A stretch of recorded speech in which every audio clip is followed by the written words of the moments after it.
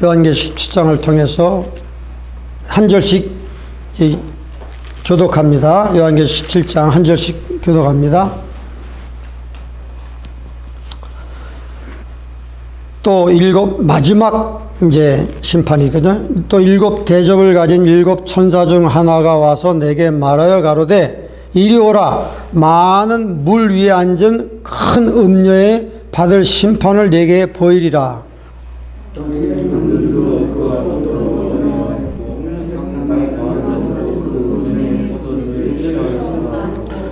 또 성령으로 나를 데리고 광야로 가니라. 내가 보니 여자가 붉은빛 짐승을 탔는데 그 짐승의 몸에 참남된 이름들이 가득하고 7 머리와 10 뿔이 있으며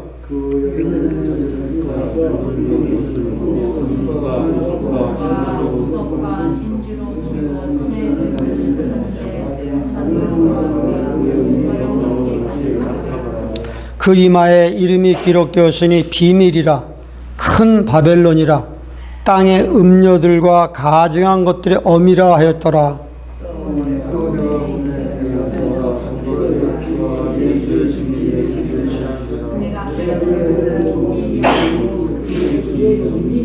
천사가 가로되 왜 기이 여기느냐. 내가 여자와 그의 탄 바 7 머리와 10 뿔 가진 짐승의 비밀을 내게 이르리라. 8절.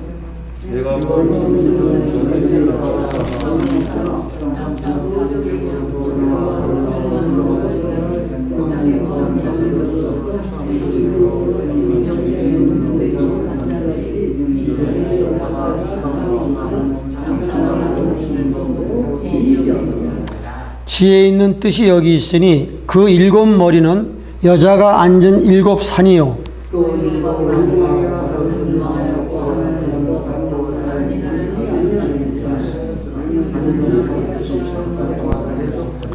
전에 있었다가 시방 없어진 짐승은 8째 왕이니 7 중에 속한 자라. 저가 멸망으로 들어가리라.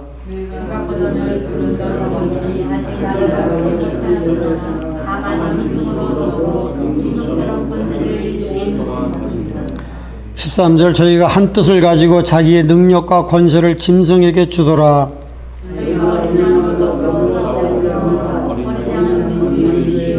만왕의 왕이심으로 저희를 이기실 터이요 또 그와 함께 있는 자들 곧 부르심을 받고 빼내심을 얻고 진실한 자들은 이기리라. 또 천사가 내게 말하되 네가 본 바 음녀에 앉은 물은 백성과 무리와 열국과 방언들이라.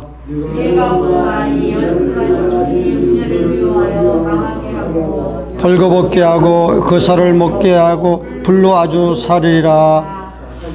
17절. 하나님이 자기 뜻대로 할 마음을 저희에게 주사 한 뜻을 이루게 하시고 저희 나라를 그 짐승에게 주게 하시되 하나님 말씀이 응하기까지 하심이라. 18절. 본바 여자는 땅의 임금들을 다스리는 큰 성이라 하더라. 아멘. 여러분, 우리가 이제 요한계시록이 그 구조가 있거든요. 성경의 유일한 책이 바로 요한계시록이에요. 요한계시록이 뭐냐면 성경에서 유일하게 하나님이 1장에 그 요한계시록의 아웃라인을 하나님이 직접 기록한 거예요. 그죠? 1장 19절 보니까 네가 본 것과 그 다음에 현재 있는 일과 장차 될 일을 기록하라 그랬거든요. 하나님이 성경 자체에 그 아웃라인이 이미 있는 거예요. 그래서 1장은 네가 본 것은 뭐냐면 1장 부활하시고 영광 받으신 예수님의 그 놀라운 모습, 그 모습을 사도 요한이 본 거예요. 그걸 기록하라는 것이고, 현재 있는 일은 뭐냐? 현재 사도 요한이 있을 AD 95년에 흩어져 있는 7 교회, 현재 있는 일이거든요. 그건 뭘 말하냐? 앞으로 교회가 이런 7 단계를 거쳐서 나중에 휴고를 당한다 하는 교회 시대를 전체적으로 하나님이 예언적으로 보여준 거예요. 현재 있는 일이란 말이에요.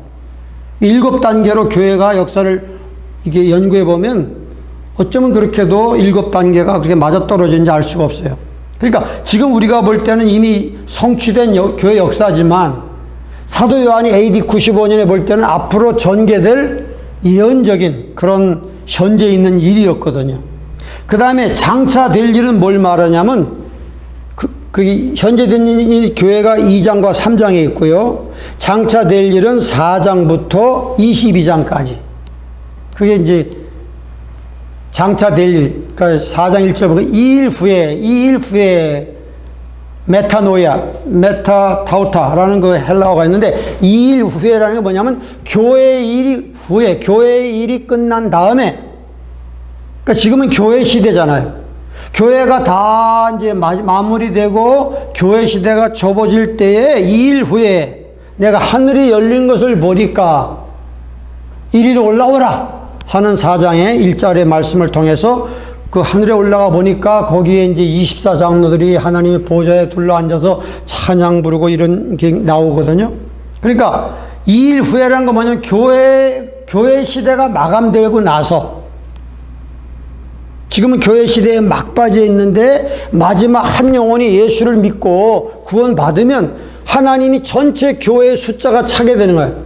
하나님 숫자가 충만한 숫자가 다 들어오면 그때 오케이, it is done, 끝났다 해가지고 이제 주님께서 신실한 성도들을 휴거시키는 거예요. 그래서 4장과 5장에는 휴거당한 성도들이 하늘에 올라가서 영광을 돌리는 광경이 나오고 있고요. 그 다음에 6장부터 19장까지는 교회가 휴거돼서 이제 어린 양의 혼인잔치에 들어가면서 이 땅에서는 7년 대환란이 6장부터 19장까지 진행되게 되어 있습니다. 그건 세 가지 시리즈로 재앙이 오는데, 첫째는 인재앙, 7 인재앙이 있고, 두 번째는 7 나팔 재앙이 있고요. 세 번째는 7 대접 재앙이 있습니다. 그래서 7 대접 재앙의 마지막이 아마겟돈 전쟁을 지난 시간에 우리가 살펴봤습니다. 아마겟돈. 사람들이, 세상 사람들도 많이 이야기하는 아마겟돈 전쟁이 인류 최후의 전쟁이죠. 이 전쟁을 통해서 인류의 3분의 1이 죽습니다. 자, 그런데 그러고 나서 이제 오늘 말하는 이제 이 17장, 18장, 19장에서는 이제 그 큰 성 바벨론이 어떻게 구체적으로 하나님의 심판을 받는가에 대해서 나와 있거든요. 그런 다음에 19장에 예수님께서 아마겟돈 전쟁을 정리하시면서 이 땅에 휴거당한 하늘의 군대와 함께 이 땅에 재림하셔서 이 땅을 이제 청소하시면서 당신의 나라를 세우게 되는, 그래서 20장은 천년왕국에 대해서 20장이 나와 있습니다. 20장이 중요하거든요. 그런 다음에 천년왕국이 동안 그 정말 Kingdom of Peace and Prosperity, 가장 평화롭고 그 다음에 가장 번영되는 이 천년왕국은 완전 하늘나라가 아니에요. 지상에 건설되는 가장 이상적인 하나님께서 세우신 에덴 동산을 회복하시는 거예요. 그 때문에 이 천년왕국이 우리의 꿈이고 우리의 소망이고 우리의 아주 기쁨인 거죠.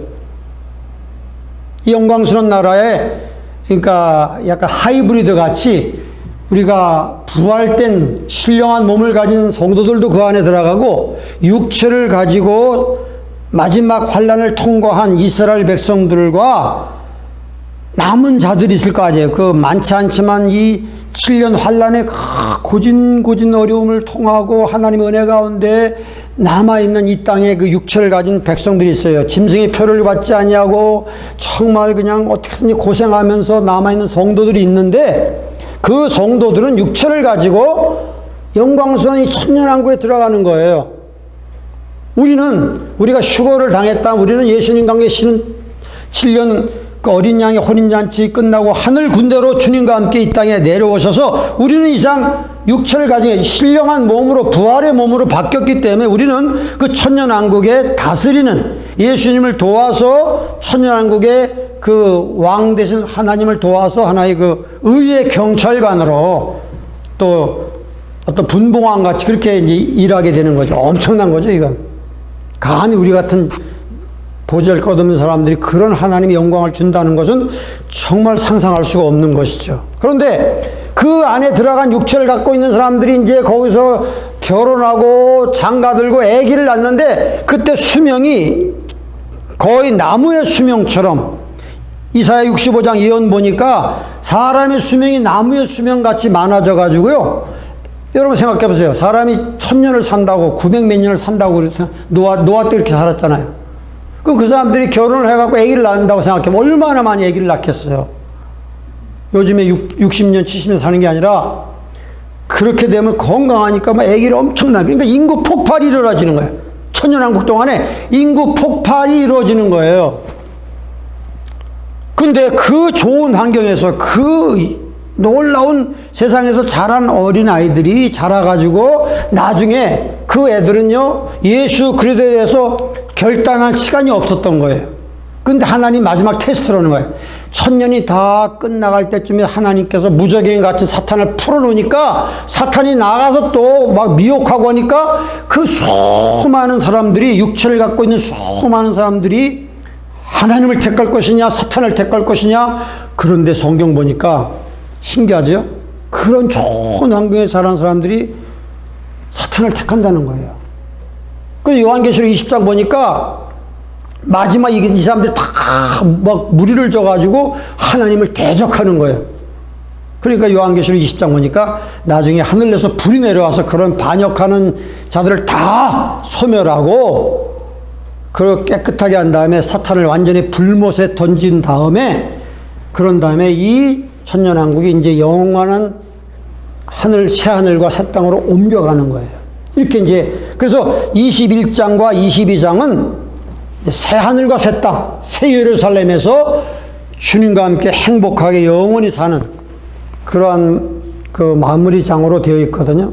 이게 바로 요한계시록의 전체적인 흐름입니다. 그리고 여러분 좀 우리가 알아야 될 것은 하나님께서는 거룩한 삼위일체잖아요. 성부 하나님, 성자 예수님, 성령 하나님. 근데 사탄도 꼭 하나님 모방해요. 참 묘해요, 사탄이. 그래서 여러분 요한계시록 13장 우리가 살펴봤지만 이제 조금 리뷰하는 게 필요해서 그래요. 용이라고 하는 그 사탄이 있어요. 우두마리. 그러니까 하나님과 같은 역할이에요. 용이 누구에게 자기 권세와 모든 걸 주죠? 짐승이라고 하는 적그리스도에게 자기의 모든 보좌와 권능을 주는 거예요. 그러니까 앞으로 마지막 때에 출현할 세계 통치자, 독재자는 용의 화신인 거예요. 그러니까 예수님이 하나님의 모든 권능을 가지고 이 땅에서 하나님의 아들로 일했던 것 같이 용이, 보이지 않는 사탄이 보이는 이 적그리스도, 성경은 짐승이라고 말하고 있는데 그 짐승에게 모든 보좌와 능력을 줘가지고 이 카리스마를 가지고 이 7년 대환란 때 이제 세계를 좌지우지하는 이 권세를 갖게 되는 거예요. 그 다음에 세 번째, 성령님이 계시듯이 이 적그리스도 세계 통치자가 집권할 수 있도록 오른팔과 같이 역사하는 게 누구예요? 거짓 선지자가 있어요. 성령님과 같이 거짓 선지자가 있는데 그게 바로 종교 시스템이라는 거예요. 그 종교 시스템이 바로 앞으로는 세계 종교가 통일되는데 누구를 중심으로 통일돼요? 캐톨릭을 중심으로. 여러분 이 땅에 가장 오래된 조직이 캐톨릭이 1500년을 이어갔다고 해요. 그리고 이 땅에 글로벌한 그 네트워크를 갖고 있어요. 천주교만큼 조직이 광활한 조직은 이 땅에 없어요. 천주교만큼 그 돈이 엄청난, 여기 보니까 음녀가요 얼마나 저기 자기를 단장했는지 말이야, 보석과 금과 금잔을 들고 있잖아요. 여러분 천주교의 돈은, 바티칸의 돈은 헤아릴 수 없이 많아요. 그리고 여기 보니까 그러니까 적그리스도 예수 그리스도를 증거하는 것이 성령이 역사하듯이 적그리스도가 이 땅을 지배하는데 오른팔과 같이 모든 세상의 종교들, 그러니까 천주교는 요즘에 어떻게 하냐면 개신교들도 다 포섭할 뿐만 아니라 여러분 심지어 이슬람도 거기 쪼이네요. 이슬람까지도. 그 다음에 뭐 한국에 있는 대종교, 무슨 뭐 원불교, 그 지도자 다 모여가지고 천주교가 다 이렇게 주장해가지고요 회의를 연다니까요. 그 지금 그거 착착착 진행되고 있는 거예요. 그래 다 교황 앞에 다 무릎을 꿇는 거예요. 다 무릎을 꿇는 거예요. 세계 종교 지도자들이. 예. 그러니까 이 용이 있고요. 사탄이라는 용이 있고, 용이 권세를 준 적그리스도라는 통치자가 있고요. 이 적그리스도의 그 세계 권력을 잡는데 오른팔과 같이 역한 거짓 선지자, 종교 시스템이 바로 이 음녀라는 것이죠. 이렇게 악의 삼위일체가 있는 거예요. 하나님의 성부, 성자, 성령, 하나님의 삼위일체를 모방해가지고 악의 삼위일체가 있는 거예요. 자, 그래서 오늘은 이제 그 중에 하나인 그 종교 시스템을 하나님 먼저 심판하시는데, 여러분,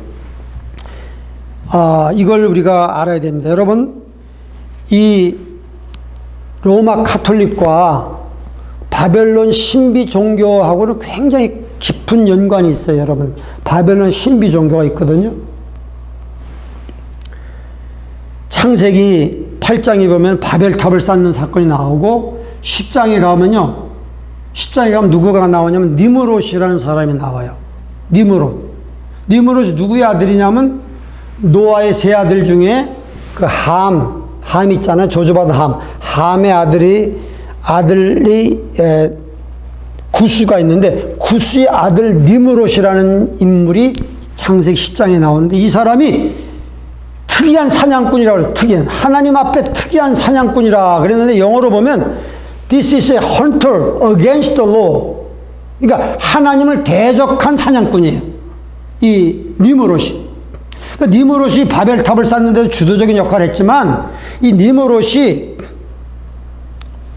사냥꾼인데 하나님을 대적한 사냥꾼이에요. 거긴 뭐 한국말로는 특이한 사냥꾼이라 이렇게 나와 있는데, 자, 근데 이 니므롯이 누구랑 결혼을 하냐면 세미라미스라는 여자랑 결혼하거든요. 그런데 결혼해가지고 니므롯이 나중에 생활하다가 사냥하다가 사냥하다가 와일드 보라고 하는, 어떻게 우리나라 말로 번역하면 뭐랄까, 멧돼지? 뭐 어떤 그런 짐승이, 아주 센 짐승인데, 그 짐승에게 어떻게 해서 공격을 당해 죽게 되는 거예요, 니므롯이. 그래서 세미라미스 부인이 이제 40일 동안 막 금식하면서 왜곡하는 거예요, 그 장래 애도 기간. 그런데 신기하게 그 애도 기간에 갑자기 이 세미라미스가 잉태를 하게 된 거예요. 아기를 잉태한 거예요, 초자연적으로. 그래서 이 세미라미스는 생각하기를, 그 자기 죽은 남편이 자기에게 다시 들어와서 그 아이가 태어났는데, 그 아이가 타무스예요, 타무스. 그러니까 미러클 보이. 그러니까 자기가 성행위를 하지도 않았는데, 그 애도 기간에 어떻게 갑자기 임신이 돼갖고 아기를 낳게 됐는데, 그게 바로 미러클 보이인 타무스라는 거야, 타무스. 네.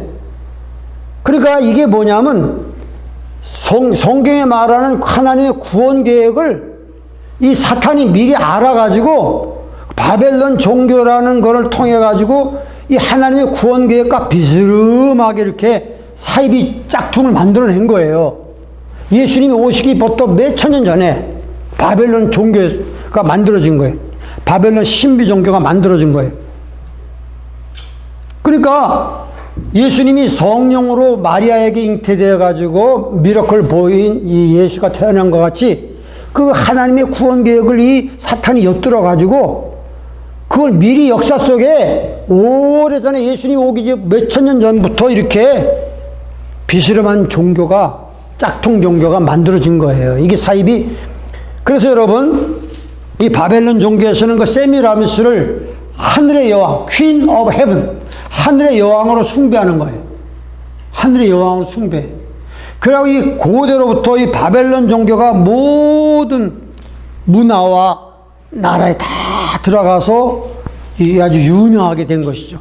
로마 시대에도 로마가 전 세계를 정치적으로 잡고 있었지만, 그 민간에는 이 바벨론 종교가 완전히 뿌리내리고 있었단 말이에요. 그래가지고 여러분, 그 바벨론 종교가 거행하는 그 축제가 있는데, 그게 뭐냐면, 봄에는 봄에 거행하는 축제가 있고요. 겨울에 12월 달에 거행하는 세터날리아라는 축제가 있고요. 봄에 하는 오늘날 이스터가 됐는데, 그런 축제가 다 뭐냐면 니므롯과 세미라미스와 타무스, 그러한 어떤 것들을 기념하기 위해서 이러한 절기들이 만들어진 거예요. 절기들이. 이게 왜 중요하냐? 여러분, 이제 기독교가 굉장히 핍박을 받았잖아요. 로마 시대에 10명의 황제에 의해서 막 엄청난 사람이 막 죽고 순교당하고 막 그렇게 경기장에서 막 그냥 그 사자에게 죽고 막 그렇게 됐잖아요. 그랬는데 나중에 누가 집권하냐면 컨스탄틴 황제가 집권하게 됐어요. 근데 여러분, 컨스탄틴 황제가 집권하기 전에 그 로마가 막 내전이 벌어졌어요. 내전이 벌어졌다고요. 누가 과연 다음 황제가 될 것인가? 그래서 그 컨스탄틴 장군과 또 다른 장군 몇 사람이 각축을 벌였는데, 컨스탄틴 장군이 조금 열세에 몰렸거든요. 근데 이 사람이 하루는 말이죠, 이렇게 이제 군대를 이끌고 이제 전투를 하러 가는데, 갑자기 하늘에서 십자가가 보이면서 막 빛이 막 붉은 십자가가 보이면서 음성을 들은 거예요. 콘스탄티나, 너는 이 사인으로 이길 것이다. 그런 하늘의 음성을 들었다는 거예요. 콘스탄틴 장군이. 그래가 그때부터 십자가가 뭐냐면 기독교의 그 심볼이잖아요. 그때 기독교인이 엄청나게 많았는데 막 기독교인들을 막 핍박하고 그랬는데, 콘스탄틴 장군이 이 하늘의 사인을 보고 나서 기독교들을 내가 이 십자가의 사인으로 이 나라를 내가 다시 한번 통일하겠다, 이렇게 말하니까 수많은 젊은 기독교인들이 그 콘스탄틴 진영에 다 합류를 하게 된 거예요. 엄청나게 세력이 불어난 거예요. 그래가지고 결국은 모든 반란 세력들을 다 진압하고 콘스탄틴이 통일하고 황제가 된 거예요. 황제가. 그러니까 기독교에 많은 도움을 받은 거죠. 그래서 지금까지도 역사학자들은 막 변론하는 거예요. 콘스탄틴 저게 진짜 회심해갖고 저렇게 기독교를 한 거냐, 아니면 정치적인 제스처를 가지고 수많은 그 핍박받는 그 크리스찬 그 소울저들을 자기 그 편으로 끌어들이기 위해서 정치적인 제스처를 쓴 것이냐. 지금도 막 논쟁이 많이 있어요, 학자들 간에. 어쨌거나 결론적으로는 하여간 콘스탄틴이 집권을 해갖고 기독교 세력의 도움을 받아서 집권을 해갖고 313년, 우리가 잘 알다시피 밀라노 칙령을 해가지고요, 기독교를 공인해 버리는 거예요. 기독교 더 이상 핍박 안 한다. 그 다음에 좀 있다가는 이제 기독교를 국교로 만들어 버린 거예요. 근데 그 결정적인 배후에 누구냐면 자기 엄마, 콘스탄틴 황제의 엄마가 독실한 기독교인이었거든요. 그러니까 그 엄마의 영향이 엄청난 거예요. 그래서 여러분, 지금도 저기 그 성지 순례를 가잖아요. 성지 순례 가면 거기에 무슨 뭐 예수님이 탄생한 탄생교회, 뭐 성지 순례 곳곳마다 교회를 세웠는데 그 다 콘스탄틴 엄마가 만들어 놓은 거예요. 엄마가 다 성지 순례 그런 로드맵도 다 만들어 놓고 엄청난 영향을 끼친 거예요. 그러니까 문제가 생긴 거예요. 그래서 이제 기독교를 용인했는데, 콘스탄틴 황제가 보니까, 야, 그 로마 사회의 지금 민간 종교는 뭐야? 바벨론 종교가 뭐 곳곳마다 침투해가지고 봄과 겨울에 그 축제, 뭐 에스타르라는 축제가 봄에 있고, 세터날리아라는 축제가 겨울에 있고, 그 다음에 그 여러분, 바벨론 종교의 그 사제들은요, 다 독신이었어요. 독신. 바벨론 종교. 그 사제들은요, 독신을 해야만 사제가 됐는데, 바벨론 종교 신당들이 너무 로마 사회에 많이 있는 거예요. 그 사람들은 뭐냐, 사제들은요, 붉은 옷을 입고, 머리에다가 그 하이햇, 높은 그 있잖아요, 왜. 요즘 천주교 보면 다 그 왜 추기경들 보면 이 높은 뭐 모자 쓰고 있잖아요. 그런 게 다 어디서 나왔느냐? 당시 바벨론 종교 사제들이 입던 옷이고, 지금 추기경들 뭐 그 울긋불긋한 옷 있냐, 붉은색, 자주색, 그게 다 어디서 나왔느냐? 바벨론 종교의 사제들이 독신을 했단 말이야, 독신. 그리고 그 사람들이 하이에 뜨고 홀리 워터라고 물을 뿌리고 샹을 사르고 배를 흔들고 하는 모든 지금 천주교 의식들이 대부분 그 당시에 바벨론 그 미스터리 바벨론 종교를 그대로 흡수한 거예요. 그러니까 컨스탄틴이 볼 때, 야, 니들 이제 너희들 그냥 인정해 줄 테니까 너 캐톨릭으로 개종을 해. 그럼 너희들 그 신분을 그대로 인정해 주겠다. 이렇게 말한 거예요. 그러니까 그 바벨론 종교의 사제들이 말이죠. 마음으로 예수님 믿고 이게 변화된 것도 아닌데 그 사람들이 그대로 나라에서 막 그냥 이렇게 개종하라고 강요하니까 그대로 교회 안에 들어온 거예요, 이 사람들이.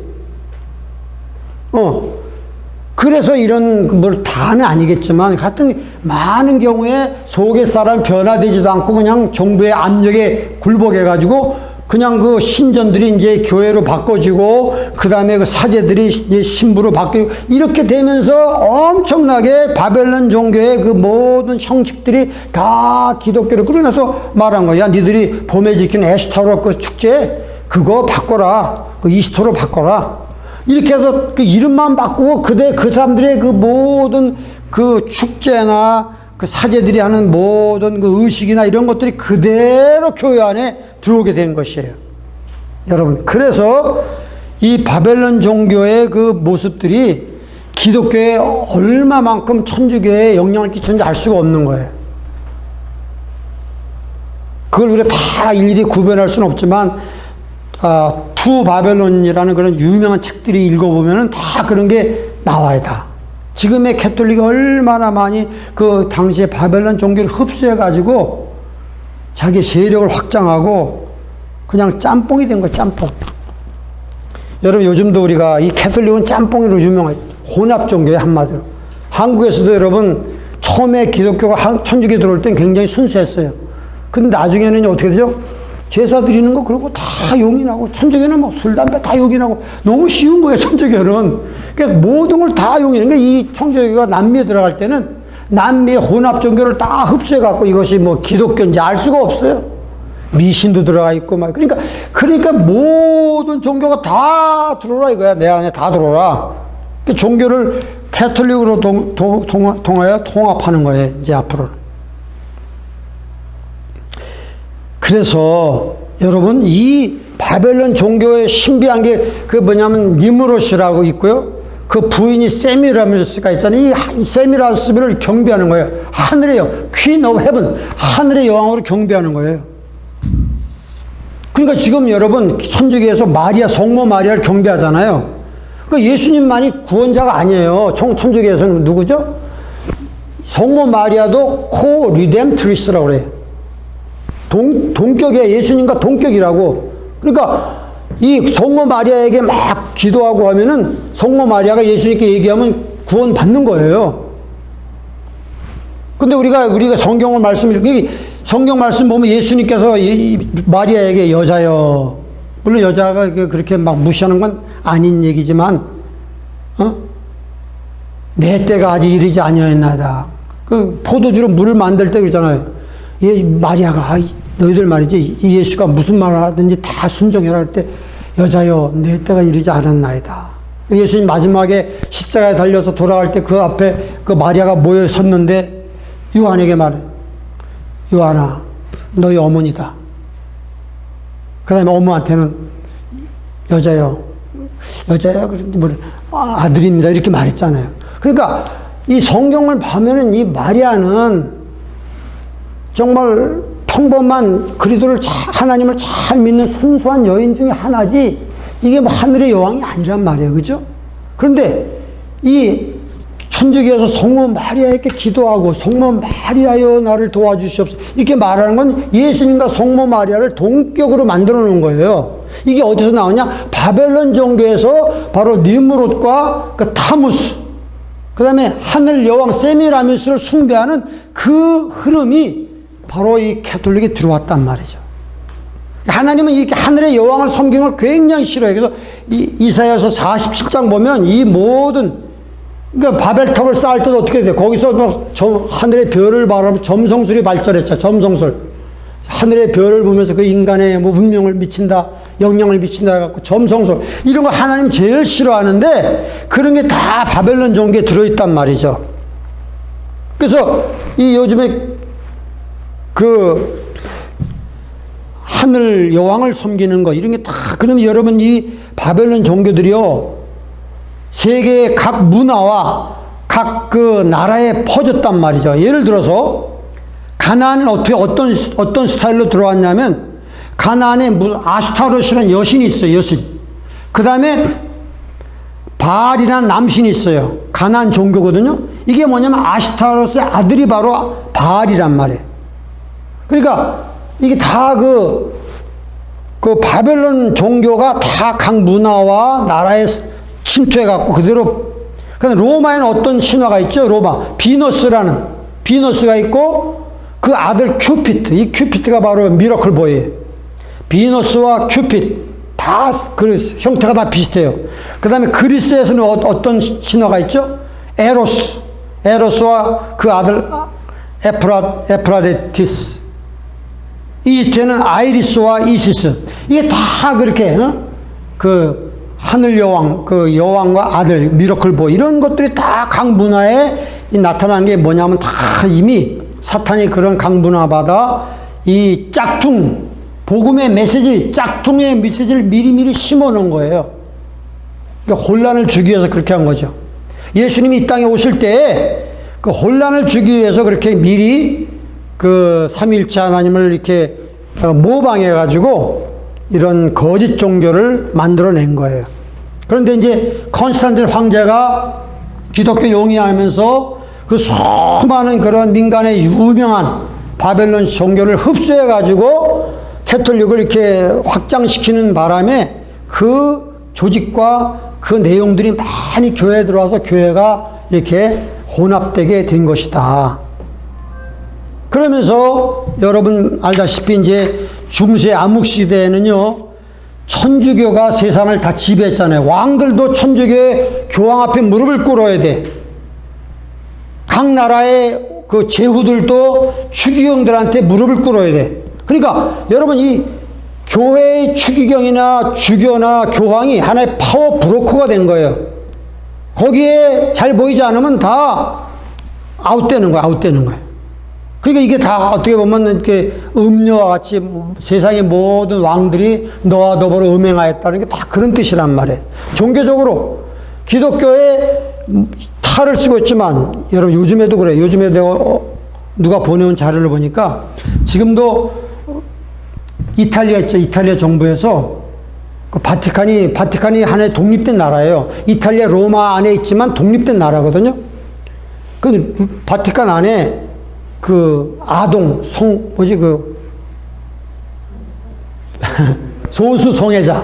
소수성애자라는 그런 걸 정보를 입수하고 들이닥쳐가지고 사제를 첩했다는 얘기가 들었거든요. 쉽지 않은 일을 로마 정부가 한 거예요. 지금 바티칸에서는 무슨 일이 벌어진지 몰라. 그 수많은 그 아동 성매매 이런 거, 성추행 이런 것들이 드러나도 조금 떠들다가 다 묻혀버리는 거야. 이 어마어마한 조직은 어떻게 건들 수가 없는 거예요. 예, 1500년을 존재했잖아요. 1500년.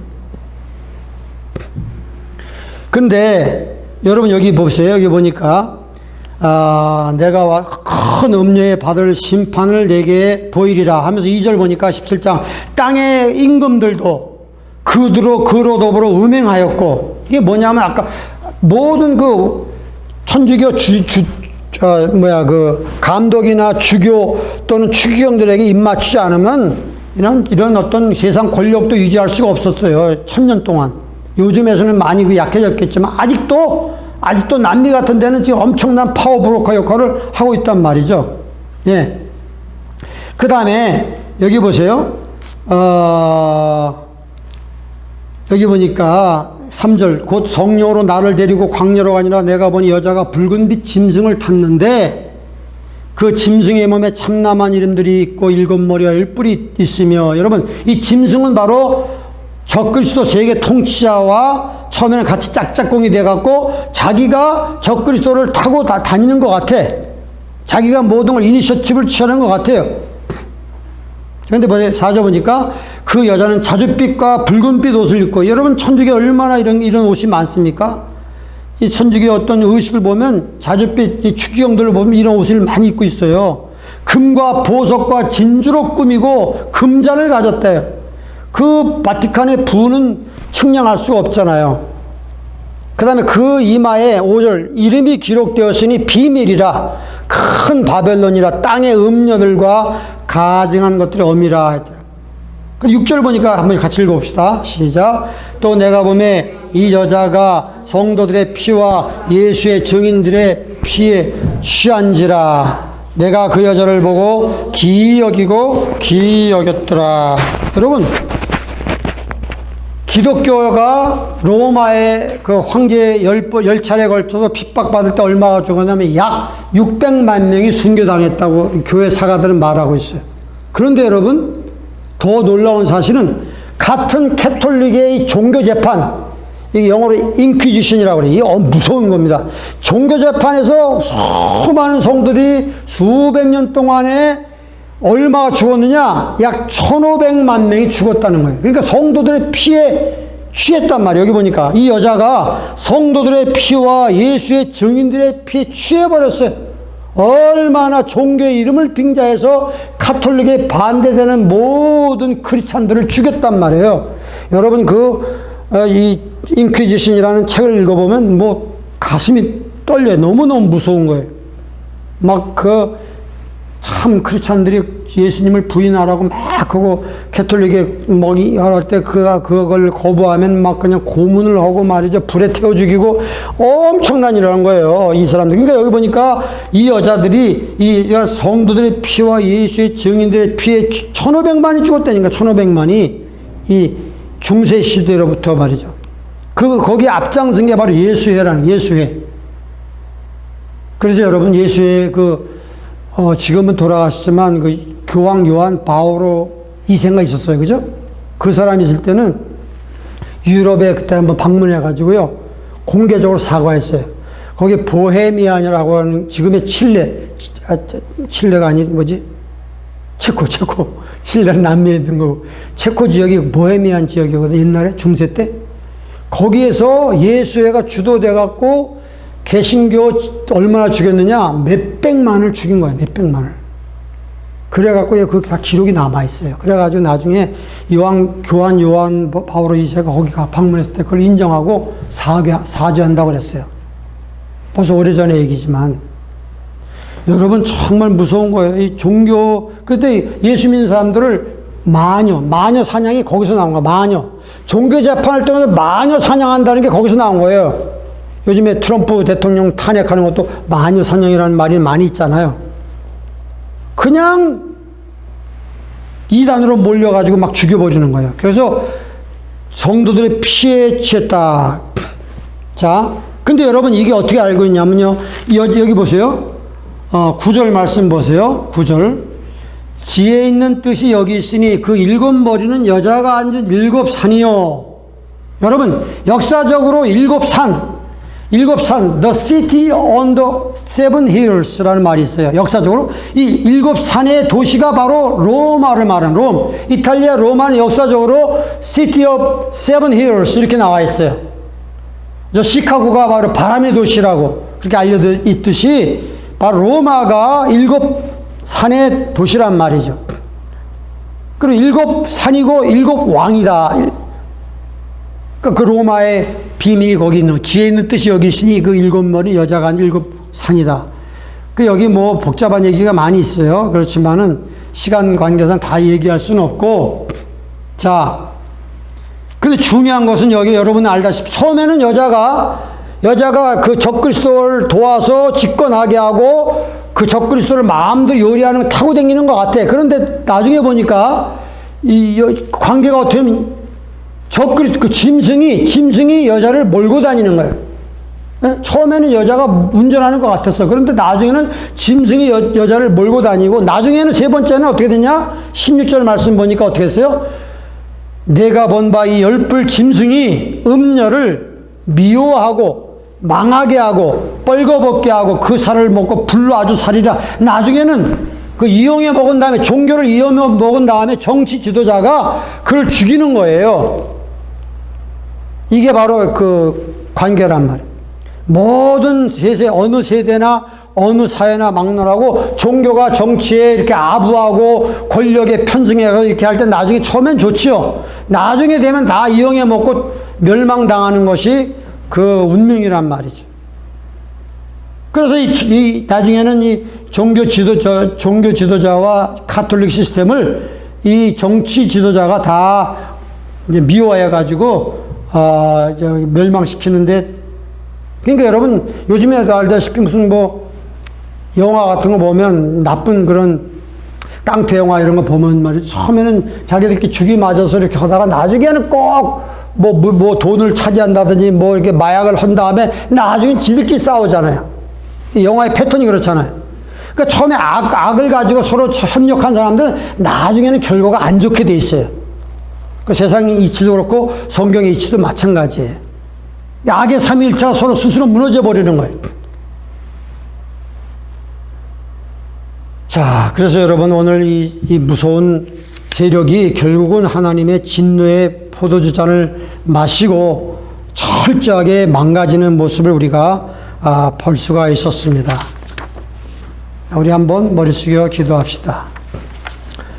지금도 우리가 주의 깊게 천주교를 중심한 종교 통합 운동이 이루어지고 있는데, 잘 우리가 깨어서 잘 분별하면서 하나님이 어떻게 이 마지막 예언을 이루어 가시는가, 우리가 두려운 마음으로 우리가 살펴봐야 될 줄로 믿습니다. 하나님 아버지, 오늘 우리가 이 말씀을 통해서 결국은 큰 성 바벨론이 아버지의 멸망을 당하는데 하나님을 대적한 이 종교 시스템, 그 다음에 하나님 대적한 정치 경제 시스템, 그 다음에 밀리터리 시스템이 하나씩 하나님 앞에 다 멸망당하는데 하나님 두려운 마음으로 하나님 말씀을 우리가 읽었습니다. 하나님, 우리가 깨어서 이 바벨론과 같은 세상 시스템에 속하지 아니하고 예루살렘과 같은 하나님의 도성에 속해가지고 깨어있는 성도가 될 수 있도록 우리에게 은혜와 은혜를 베풀어 주시옵소서. 예수님의 이름으로 기도하옵나이다. 아멘.